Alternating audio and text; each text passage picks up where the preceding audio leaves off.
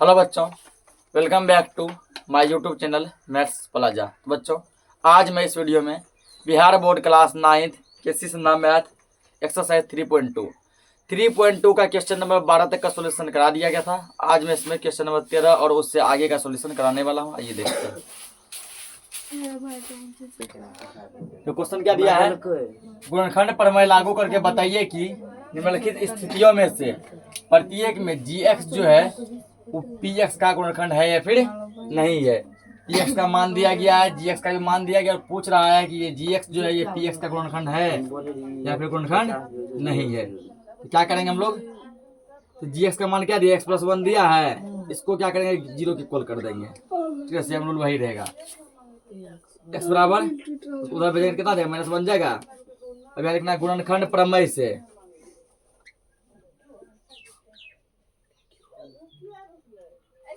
गुणनखंड प्रमेय से, ठीक ना। देखो px इक्वल px का मान कितना दिया गया है, ये दिया है ना। तो जैसा पहले बनाया है ना ऐसे ही बनाया, खाली बताना है कि यहाँ पर जो है ना अगर 0 आ गया तो गुणनखंड होगा, 0 नहीं आया तो गुणनखंड नहीं होगा। अब यहाँ क्या करेंगे, p x का मान कितने लाए, -1 ना, p-1 इक्वल 2 गुना x का क्यूब दिया है, तो किसका क्यूब करेंगे, तो -1 का क्यूब करेंगे, ठीक ना।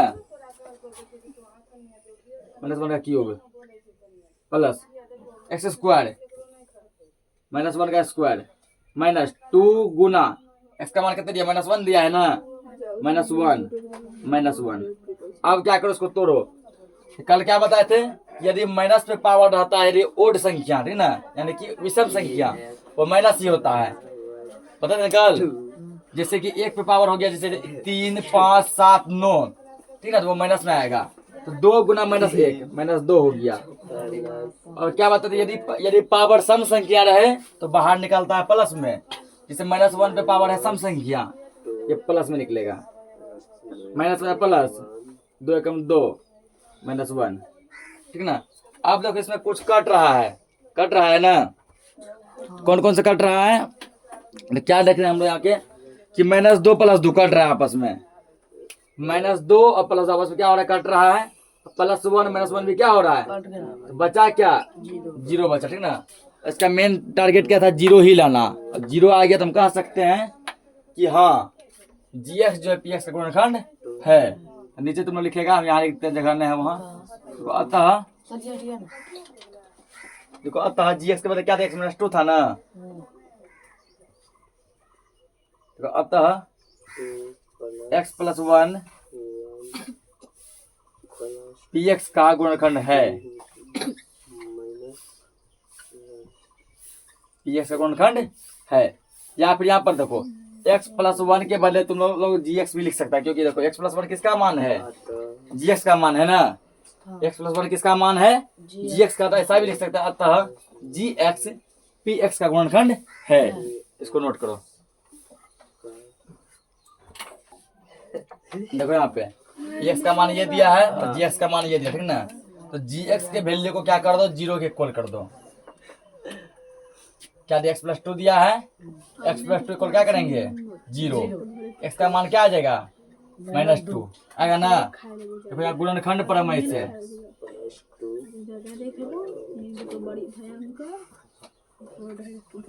गुणनखंड प्रमेय से px इक्वल, px का मान क्या दिया, ये दिया है ना, x³ plus 3x square plus 3x + 1। अब p-2, क्योंकि x का मान -2 लाए हैं, x का क्यूब है तो -2 का क्यूब प्लस 3 गुना -2 का स्क्वायर प्लस 3 गुना -2 + 1। 2 का क्यूब करो, 2 दूना 4, 4 दूना 8 होगा, ठीक ना। और पावर से क्या है, विषम संख्या दिया, माइनस आएगा, प्लस 2 का स्क्वायर करो, क्या होता है, 4 होता है। पावर सम संख्या है तो ठीक ना, तो माइनस में यदि क्या होता है, सम संख्या पावर होता है तो प्लस हो जाता है। तो 2 का स्क्वायर कितना, 4 हुआ, 4 गुना 3 कितने होता है, 12, प्लस गुना माइनस, -3 दूना 6 + 1। अब देखो प्लस में कौन कौन है, पहले माइनस का जोड़ो, माइनस में 8 और 6 है ना, माइनस में गया -14, प्लस में गया 12 1 13, घट कर तुमको आ गया -1 आ गया ना। क्या है 0 आया नहीं, लिखेंगे इक्वल नॉट 0। कल भी ऐसा बताए हैं कि 0 के इक्वल नहीं है, ठीक ना। जब 0 के इक्वल नहीं है तो मैं लिखेंगे अतः gx px का गुणनखंड नहीं है, या फिर gx का ये मान लिख दो x+2, अतः x+2 px का, या फिर हो सकता है कि तुम px का भी ये मान लिख सकता है, ठीक ना, जैसे कल लिखे थे कि इतना का मान है या फिर नहीं है। अतः x+2 px का गुणनखंड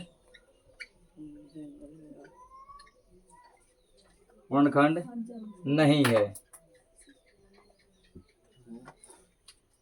x+2 क्या है, px का कोई भी गुणनखंड नहीं है। अगला देखो इसका,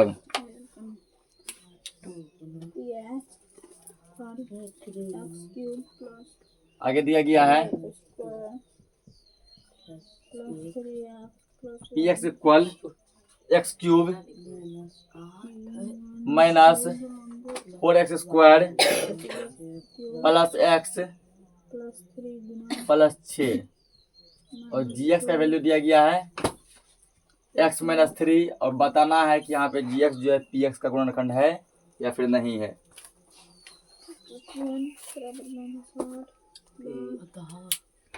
तो रूल सेम रहेगा, रूल में कोई परिवर्तन नहीं होगा, ठीक ना।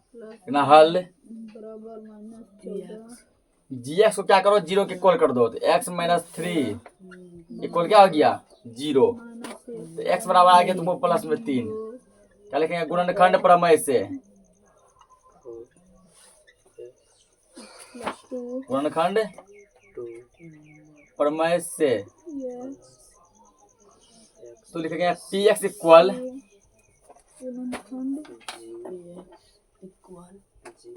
x³ minus 4x² plus x plus 6, p x का मान करते हैं 3 है ना, p3 इक्वल x का क्यूब है तो हम लोग क्या करेंगे 3 का क्यूब कर देंगे, 3 का क्यूब माइनस 4 गुना x का स्क्वायर है, 3 का स्क्वायर प्लस x है तो इसके बदले 3 प्लस 6, 3 का क्यूब करो, मतलब 3 को 3 बार गुना करो, 3 तिया 9 और 9 तिया 27 हो गया, माइनस 3 का स्क्वायर करो, 3 तिया 9 9 चौके 36 प्लस 3 प्लस 6, सब प्लस वाला जोड़ दो, 27 3 30 30 36 36 माइनस 36 इक्वल क्या आ गया 0, ठीक ना।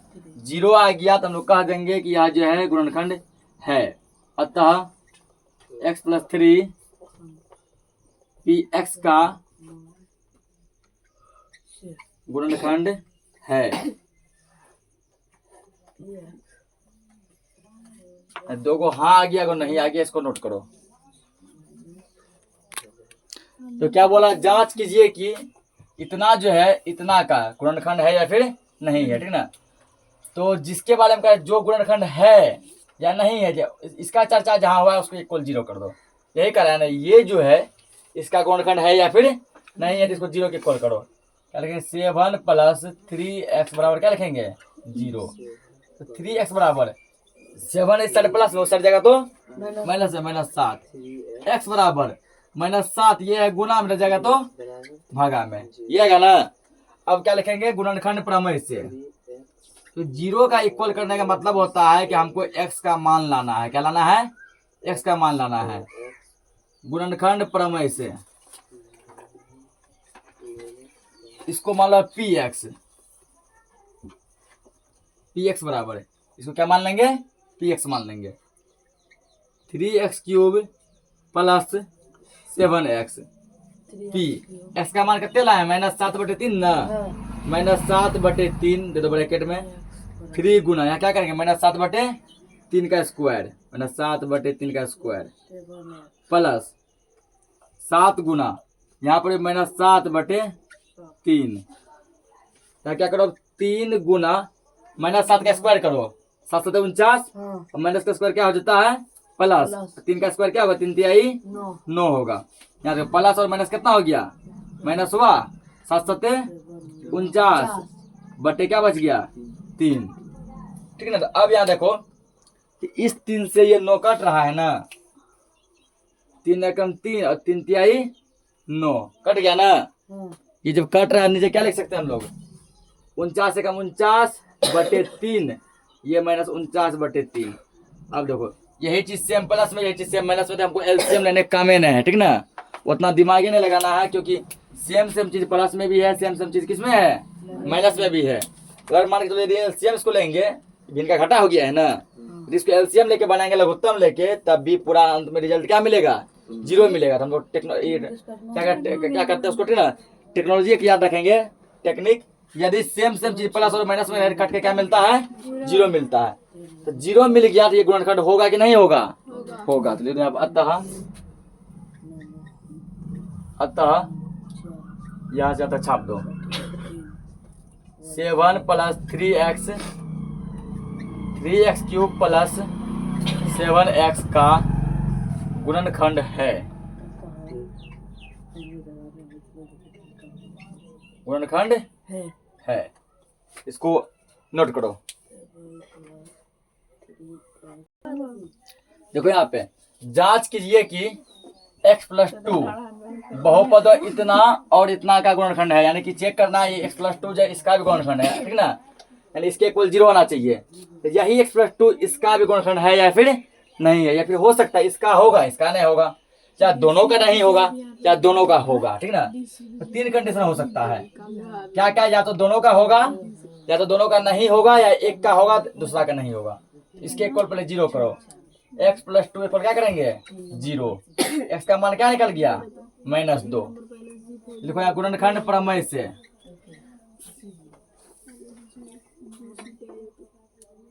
गुणनखंड प्रमेय से क्या लिखेंगे? इसको लिखेंगे px इक्वल क्या दिया? x³ plus 3x² plus 5x plus 6 p -2 equal x का क्यूब है तो -2 का क्यूब प्लस 3x² प्लस 3 गुना -2 का स्क्वायर प्लस 5x 5 गुना -2 प्लस 6। 2 का क्यूब कितना था? 8, माइनस का क्यूब होता माइनस, प्लस 2 का क्यूब 4, माइनस का क्यूब भी प्लस, ठीक है, हो गया 4 या 12, प्लस माइनस 5 × 10 प्लस 6, प्लस को प्लस के साथ करो तो 12 × 6 18 हो गया ना। ये 10 8 18, माइनस को माइनस के साथ 18 में से 18 जाएगा कितना बचेगा? 0 बचेगा। हो गया 0 जो बचा, ये जो है यहाँ पे क्या है? इसका गुणनखंड तो है, ठीक ना। अगला चेक करेंगे फिर।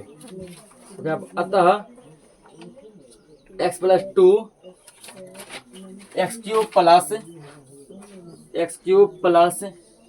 3x² प्लस 5x प्लस 6 का गुणनखंड है।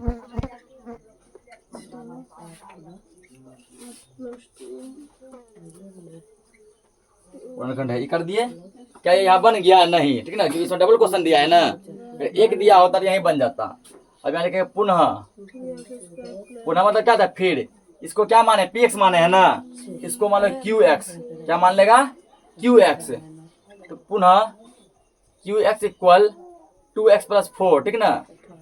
तो q x का मान कितना दिया गया? x का मान दिया है -2। q -2 इक्वल 2 गुना -2 प्लस 4, कितना आ गया? 2 × 4 यानी -4 प्लस 4, ये हो गया 0, ठीक है ना। तो यहाँ पे क्या देखे कि यही जो है इसका भी गुणनखंड है ना। फिर लिखेंगे अतः x + 2x + 4 का 2x + 4 का गुणनखंड है।